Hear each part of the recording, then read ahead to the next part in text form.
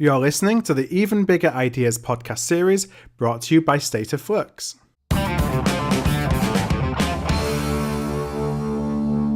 Hi there, I'm Philip Eidson. I'm the host of the Procurious Even Bigger Ideas podcast, a 5-part podcast series available exclusively to Big Ideas digital delegates.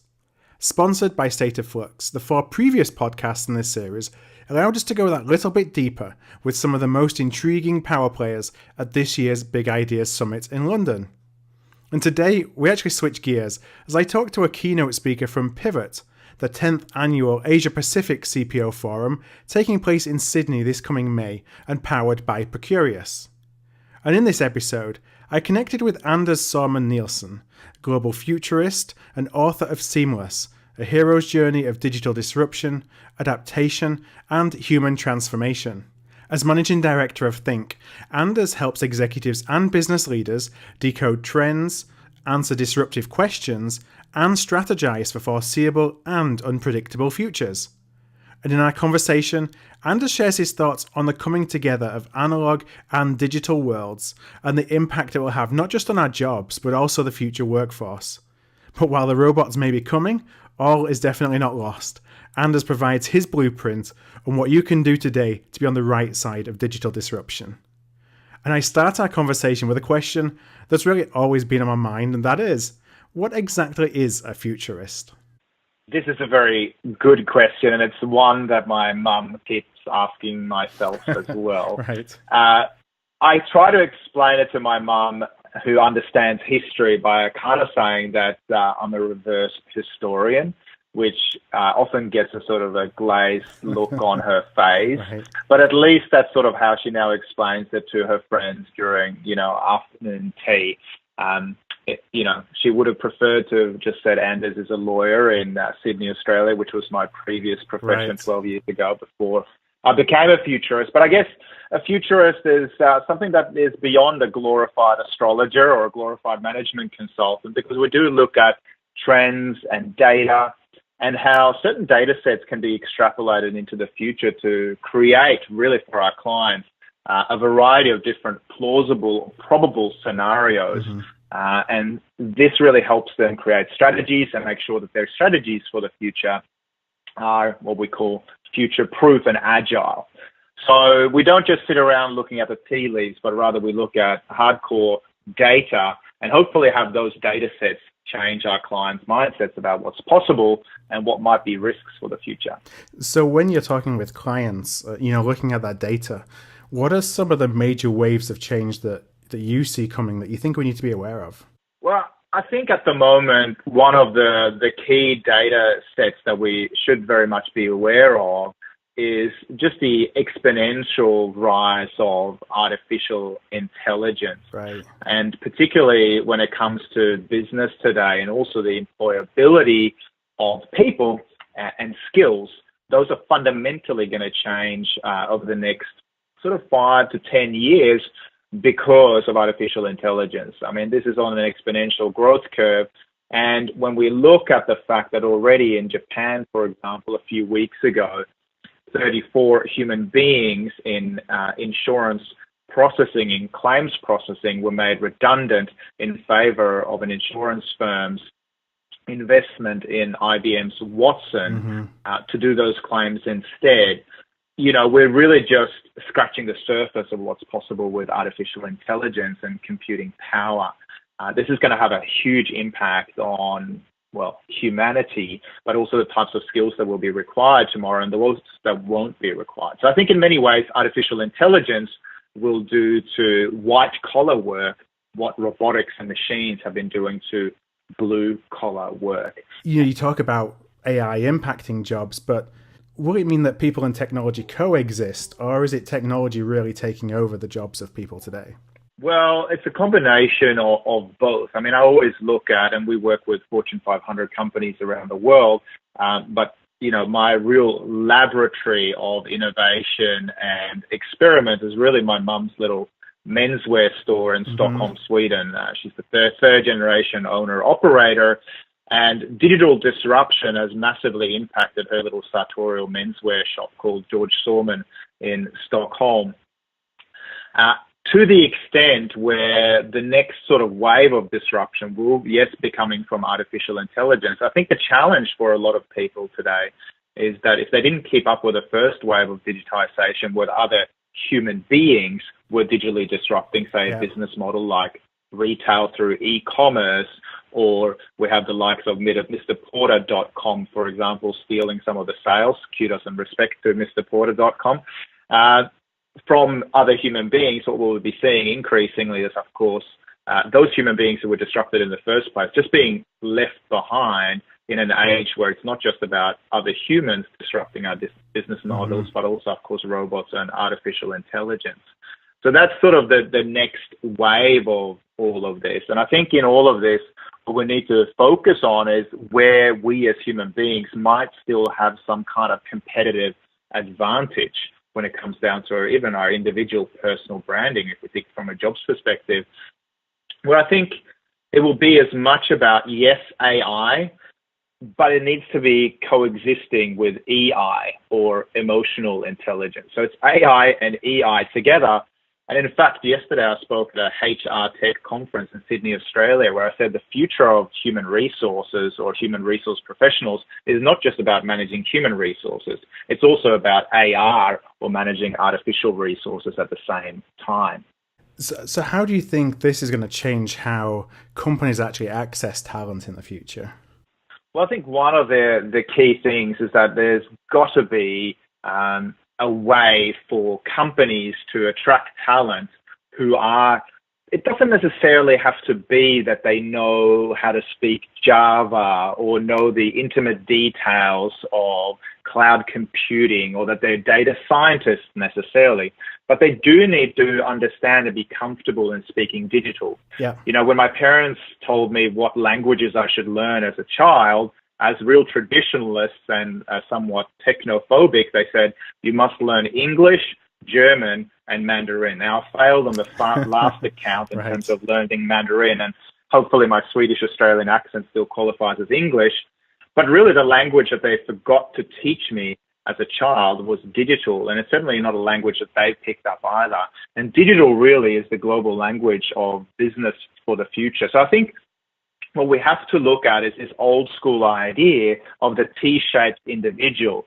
Say someone, for example, who might have a degree in, say, data science, but also in graphic design or medicine, but also has done courses, say, in artisanal cheese making. You know, these are the kind of interesting, you know, contradictions or different parts of the spectrum, while we still need to have some kind of niche expertise as well. So broad expertise, but also deep expertise, so we can comfortably handle all of the changes that are going on in the world. So something like dual degrees, for example, is something that you'll see much more of in terms of becoming really a kind of a prerequisite for the workforce.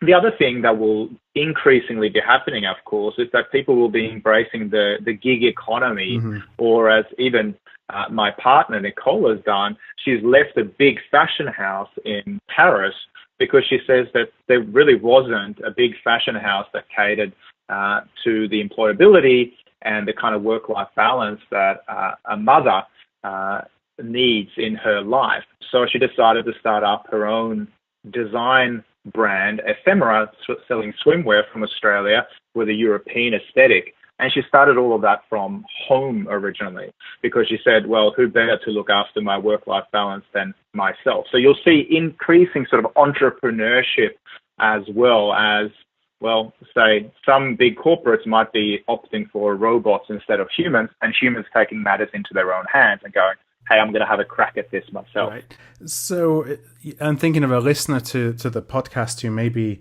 in a corporate role today. You know, are there some signs that they should look for that suggest that perhaps their job or even their profession, you know, being procurement, is about to be impacted by AI?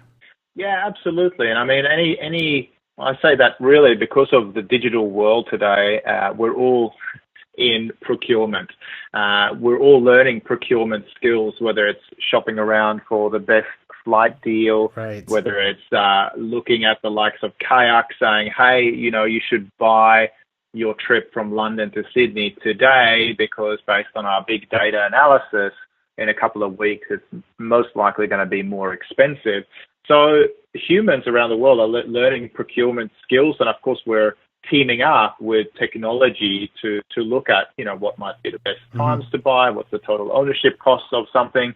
And of course, some of these skills are skills that can be fundamentally digitized. I think the question to ask yourself if you're a procurement professional is, in a world where everything that can be digitized eventually will become digitized, what are the fundamental human skills that you add to the profession in a world that's largely about numbers?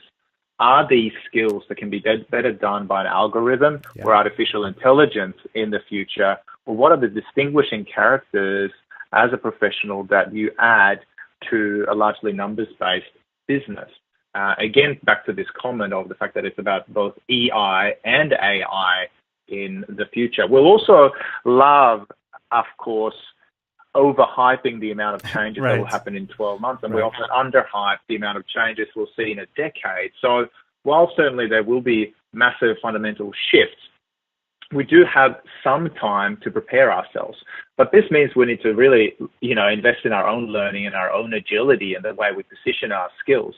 I would say we need to learn at least one new skill every year because these oftentimes in our education environment, what we see is we have a massive investment from the ages of, say, 18 to 25 while we go through university or further studies, for example, and then we sort of chillax and we learn on the job, etc. But we might not be investing outside of our core expertise, meaning that we get more and more sort of niched through time, but we might not be developing the breadth of our expertise that's going to help us look for other opportunities as well. And so I'd love to get your perspective on when you think about timeframes, and you're exactly right. It's one of those things that we do overhype in terms of, the sky is falling, robots are coming to take our jobs, it's all going to happen tomorrow. While I know that you actually cited a case in Japan, for example, where it is happening today, how long do you think we have to take advantage of the technology rather than being impacted by the technology? Well, I think we have to ensure that we're not paralyzed by the threats or opportunities, but at the same time, we should be a bit paranoid. And certainly there are pundits who are sort of saying, hey, it's 10, 15 years. I even hear from baby boomers today who are telling me when it comes to learning how to speak digital, they tell me, Anders, I'm going to be retired before I have to learn any of this. And then a swear word. And I go, that's a really lazy attitude to have, partly because, the pension and retirement systems around the world are increasingly collapsing. Look at Greece, for example. And retirement ages are increasing around the world, and they will continue to do so, meaning that we're, to some degree, are going to be outliving our brains or our brain's cognitive functions potentially. So we have to massively invest. In terms of the time frame, I think it's more on the 5-year scale than it actually is on a 10-year scale, despite my previous comments about underhyping the amount of changes that will happen in 10 years' time. This is happening already. And the interesting thing, of course, with something like artificial intelligence is that as soon as it becomes real and a main part of accepted computer wisdom, such as self-driving cars, for example, are already becoming a reality, we stop calling it artificial. Artificial in our parlance is anything that doesn't yet exist. Right. So it's also this kind of antonym, if you look at it etymologically or linguistically. It's not a retronym like the electric guitar, for example, which sort of comes out, or analog acoustic music, for example, which tend to emerge as a newer version comes out, which means, again, we sort of don't take this idea of artificial intelligence fully seriously yet, and we must do that because it's going to impact all of us. And I think already today, it's not too late, but today is when you get to impact your own future and your career futures. You're shaping that every day.